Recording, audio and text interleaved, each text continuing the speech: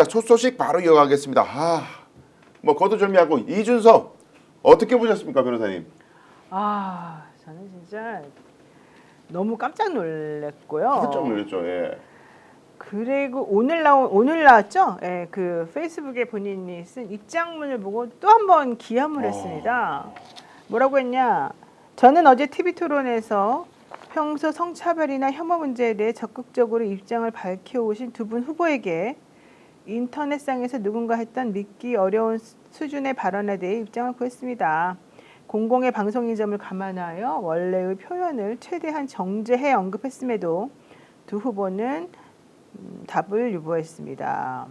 이 장면을 통해 저는 다시금 혐오나 갈라치기라는 단어를 자주 사용하면서도 정작 본인의 진영 내 문제에서는 침묵하거나 외면하는 이 민주 진보 진영의 위선을 지적하지 않을 수 없었습니다. 와, 진짜 질리지 않습니까? 어떻게 이런 사람이 대선 후보로 나와서 자기가 대통령이 되겠다고 주장을 하는 겁니까? 지금 수많은 여성단체와 시민단체와 일반인들이 이준석 씨를 형사 고소하고 형사 고발한 것으로 제가 지금 알고 있습니다. 이 사람은 지금 본인이 무슨 짓을 저질렀는지를 전혀 이해를 못하고 있기 때문에 이번에 아주 참교육을 시켜줘야 되지 않겠냐. 그리고 정계 퇴출 운동 해야 되는 거 아니냐. 이렇게 생각하고 있습니다. 그리고 평론가님 이게요. 이제 워낙 젓가락 그 용어와 단어 자체가 너무나 저속하고 인상을 찌푸리게 하기 때문에 충격적이라서 거기에 시선이 먼저 가지만은 저는 더 오히려 시선이 가는 게 이 양반이 정말 빠꼼하게 주어를 없앴다는 거예요. 누가 그런 글을 올렸다라는 건지 얘기를 안 해. 안 하고 어떤 사람이라고 좀 전에 변호사님 말씀하신 페이스북에도 또 그래놨어. 어떤 사람이. 이게 지금 제가 보기에는 뭐 딴에는 또 어디 뭐 변호사 자문을 받았는지 거기다 누구를 특정하면 또 범죄가 될까봐 얍삽하게 말이죠. 주어를 가렸는데 그럼 누가 했는지 밝히지도 않은 거면서 그걸 대선 토론장에 왜 끄집어 대나. 저희가 궁금해요, 진짜. 네, 어제부로 그 미래 정치인이 아니라 낡은 정치의 백화점 이로써 새로운 정치를 기대했던 많은 분들에게 그나마 기대가 있었던 일부 분들에게조차 스스로 자책골로 인한 정치적 사망 선고를 내린 날이 아닌가 그런 생각이 듭니다. 더 큰 문제는 뭐 아시다시피 그 요새는 TV 토론에서 그런 오래된 낡은 정치 진영 대결을 하는 사람들을 말고는 하지 않는 호텔 경제를 이야기하면서 공산주의 운운하면서 낡은 이념 공세를 하여 나가더니 급기야 여혐 발언으로까지 나가죠. 근데 더 큰 여성 혐오에 대한 이 갈라치기는 더 큰 문제는 치밀하게 준비하고 계획돼서 뭐 토론을 하다가 난상 토론 끝에 우발적으로 나온 것이 아니라 준비된 발언이었다는 게 더 큰 문제였던 것 같습니다. 그렇기 때문에 아마 한국 여성의 전화라던가 민주노동당 그 토론에 참여했던 그 민주노동당 후보조차도 깜짝 놀랐고 그 직후에 후보 사퇴하라고 성명서까지 발표하는 걸 보면 경쟁하는 그 이재명 후보의 캠프 입장이 아니라 시민사회라던가 그리고 이 어제 TV 토론을 보셨던 많은 분들 사이에서 도대체 저런 그 언어와 수준을 가지고 정치를 하는 것이 온당한 것인가에 대해서 아마 많은 회의를 하지 않는가. 그래서 그동안 이준석 후보가 10%를 뭐 돌파하겠다 말겠다라고 했었는데 어제를 기점으로 해서 뭐 깜깜이 선거이긴 하지만 급속도로 한 자릿수 지지율 반토막 나지 않을까. 그런 최악의 토론이었다는 생각이 듭니다. 예, 일단은 우리가 혹시 어젯밤에 좀 바쁘셔가지고 못 보신 분도 있을까봐 영상을 준비했거든요. 도대체 이준석이가 무슨 얘기를 했는지 잠깐 영상 보고 돌아오도록 하겠습니다. 권영국 후보님께 좀 여쭤보겠습니다.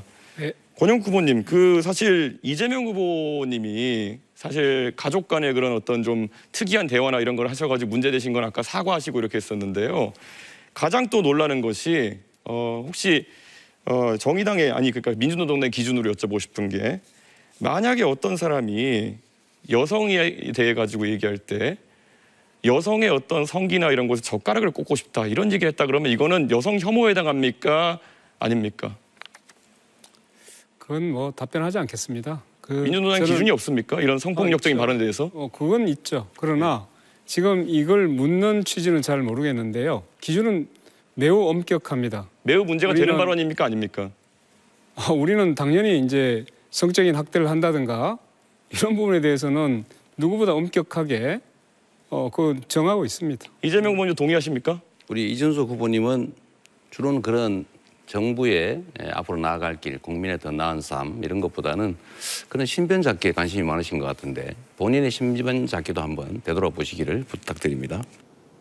아, 저 그 물어놓고 의기양양한 저 표정. 지가 한 방 먹였다는 듯한 저 오만한 표정. 아, 정말 너무 꼴보기 싫은데요. 아니 저 부분은 사실은 뭐 특히 지금 본인 주장은 이재명 후보의 아들 과거 논란과 관련된 것을 자기는 콕 집어서 전략적으로 연상시키는, 환기시키면서 예. 본인이 아주 그냥 전국을 찔렀다 뭐 이런 표정과 이런 행동으로 지금 주장하고 있는 건데요. 네. 사실 그 부분에 대해서는 확인된 바가 없습니다. 음. 그리고 이미 여러 차례 수사를 받았음에도 불구하고 다 불기소 처리가 되었고요. 네. 그것이 그 이재명 후보 아들의 발언이었다는 것 자체가 확인된 바가 없기 때문에 저렇게 대선 토론장이라고 하는 공론의 장에서 공중파를 이용해서 방송하면서 얘기를 할 수 있는 구조가 전혀 아니었고요. 오. 또 하나는 이준석 후보가 저런 식으로 질문을 하면서 결국 권영국 민주노동당 후보에게 당신네 당은 어떤 생각 갖고 있냐라고 하면서 다른 사람을 공격하는 용어로 지금 권영국 후보를 그러게요. 이용한 거거든요. 예. 그러니까 권영국 후보가 그 발언이 다른 후보를 비방하기 위해 꺼낸 것이라는 사실을 토론회가 끝난 다음에 나는 알았다. 소신과 원칙으로 답변했지만 그런 발언을 할 수 있다는 사실이 매우 충격적이었다. 특히 상대 후보를 비방하겠다는 의도로 예.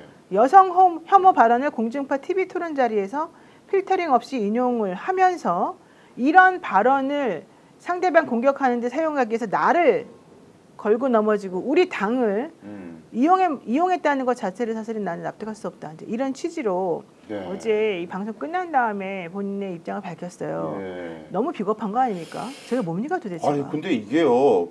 그냥 예를 들어서 말씀하신 대로 자기도 아는 것 같아요. 이게 사안이 잠깐 애매하고 진실이 밝혀진 게 아니다 보니까 어떤 사람이라고 희석을 시켜가지고 왜 발끈해? 어떤 사람이라고 그랬지? 내가 당신 아들이라고 그랬어? 이런 식으로 지금 포석하는 이게 전형적인 옛날부터 키보드 배틀할 때 네. 댓글로 막 싸우고 이럴 때 이런 식으로 한단 말이죠. 발끈하면 너 왜 발끈해? 네 얘기한 것처럼. 저 일베 사람들이 주로 많이 하는 수법 네. 아닙니까? 그러니까 이런 저는 식으로 펜코 FM 코리아 자기 커뮤니티에 있는 수준의 담론을 보여주고 있는 것 같아요, 평론가님. 어제 그 이준석 후보의 자질, 도덕성, 능력 이런 것들은 뭐 TV를 통해서 생생히 목격했는데 저는 한 가지 묻고 싶은 게 이준석 후보도 보지만 도대체 개혁신당 내 선거 전략을 하고 있는 참모들은 뭘 하고 있는지 한번 되묻고 싶습니다. 왜냐하면 잘 아시겠지만 TV 토론은 EBS 수능 방송처럼 막 이렇게 집중해서 몰입도 있게 보는 게 아니라 자기 일을 하면서 이렇게 TV에 눈길을 돌리는 그런 정도로 보는 겁니다. 그래서 따라서 TV 토론할 때는 자세와 태도, 느낌 이런 것들이 상당히 중요하게 작용합니다. 그래서 태도 문제를 지적하지 않을 수 없는 게 도대체 어제 그런 발언을 통해서 네. 이준석 후보가 선거 캠페인을 통해서 얻으려고 하는 게 무엇인가. 어제도 저는 그 TV 토론 전에 이준석 후보가 단일화를 거부하면서 내란 세력과는 안 하겠다는 얘기를 하면서 오늘 저녁에 토론에서는 1대3 내란 심판 토론이 좀 벌어지겠구나라고 내심 기대를 했었는데 아니 결국은 화살이 어디로 갔냐면 이재명 후보를 공격하는데 자기 역량의 90% 이상을 쏟았단 말이죠. 그러면 네. 이재명 후보를 공격해서 나온 그 흔들리는 부동층들이 이준석에 가겠느냐?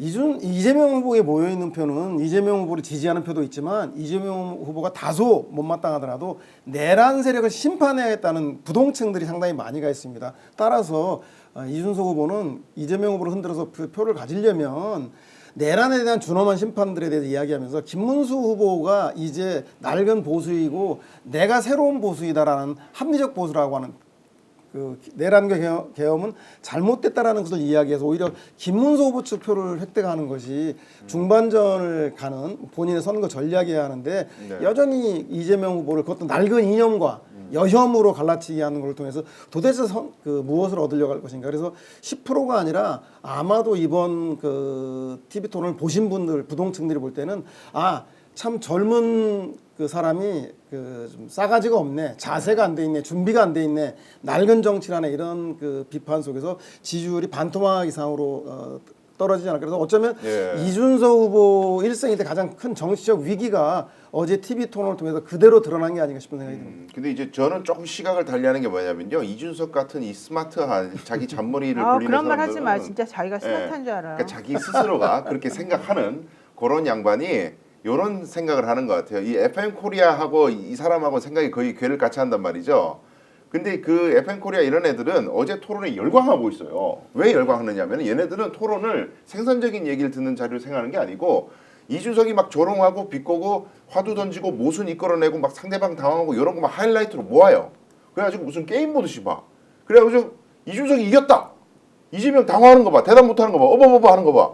이것만 골라서 보거든. 역시 이준석 대단은 이러고 앉았어요 지금. 그러니까 자기 지지층 결집에만 지금 머리를 쓰고 있다는 거죠. 그러니까 사회심리학자들이 그런 걸 뭐라고 그러냐면 성숙하지 못한 자기 만족형 미숙아라고 표현을 합니다. 그렇죠. 자기 기분 좋고 자기 지지하면 결집할지 모르지만 전체적으로 대선의 대통령 후보로서의 자질과 능력을 보유하는 TV 토론 자리 아니겠습니까? 아니, 그런 거는 자기 페이스북이라던가 당원용 그 메시지를 통해서 충분히 할 수 있는 거고요. 네. 어제는 오히려 자질과 능력들을 보여줬어야 되는데 특히 권영국 후보가 그나마 정책 제안들을 많이 하고 토론을 이끌어 나가려고 하더라도 그 판을 엎어버리고 다시 혐오 발언과 갈등과 분열을 조장하는 사람이 대표적으로 이준석 후보였다는 사실 명심해야 되고요. 네. 그에 반해서 이재명 후보 1차, 2차와 달리 아주 많이 인내하고 참고더라고요. 감정적으로 아주 자극적인 그런 그 질문을 했음에도 불구하고 잘 억제하시면서 침착하게 자신의 정견들을 풀어나가는 모습 보면서 오히려 많은 국민들이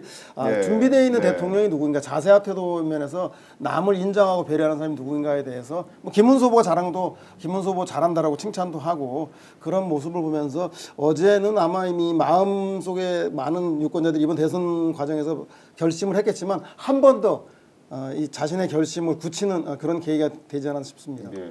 아니 실제 그래요. 이 사람이 뭐라고 하냐면 지도자의 자살은 불편하더라도 국민 앞에서 책임 있는 입장을 밝히는 것이다. 네. 그러니까 내가 한 질문은 적절한 것이었다. 이렇게 지금 주장을 합니다. 그러니까요. 그러면서 저는 어제 TV 토론에서 평소 성차별이나 혐오 문제에 대해서 적극적으로 입장을 밝혀오신 두 분 후보에게 인터넷상에서 누군가 했던 믿기 어려운 수준의 발언에 대해 입장을 구했다.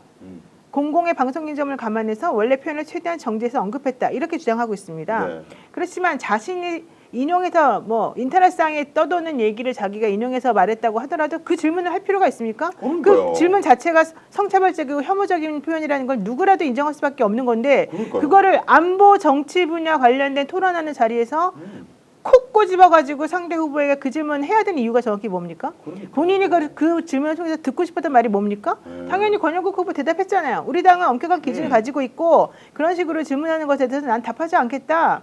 당신은 지금 잘못된 질문을 하고 있고 이 주제와 안 맞는 얘기를 지금 꺼내가지고 이 상황을 난장판을 만들고 있다. 이 얘기 했잖아요. 그렇죠. 민주당도 마찬가지였잖아요. 당신이 주장하고 있는 그 인터넷에 떠돈다는 그 말이 이런 공개된 이 대선 토론장에서 이 전파를 가지고 사람들에게 알릴 만한 네. 그렇게 해가지고 화급하고 정말 중요한 그런 화두였냐? 전혀 아니죠. 아니잖아요. 우리가 듣고 누가 몰라요? 그런 질문하면 안 되고 그런 말 자체가 입에 올리는 것 자체가 끔찍한 일이라는 것을 네. 그거를 그 사람의 입을 통해서 끔찍한 일입니다.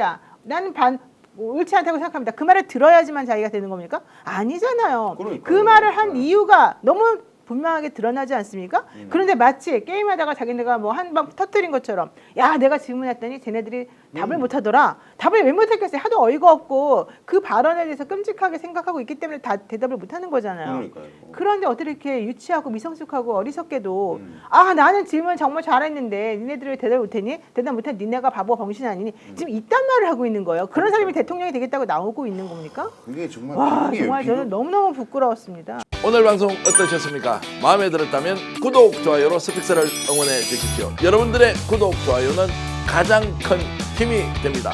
스픽스 구독, 좋아요.